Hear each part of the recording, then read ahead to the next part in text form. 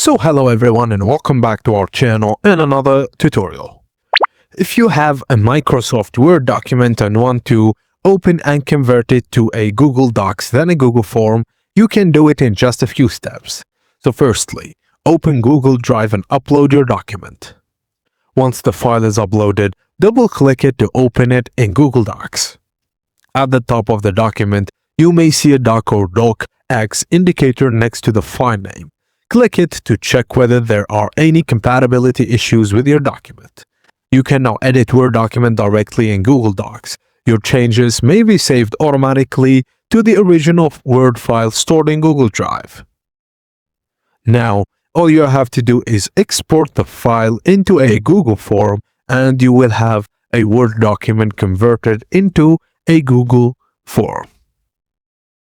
As simple as that. Thank you for watching. And please don't forget to like the video and subscribe to our channel for more tips and tricks like this.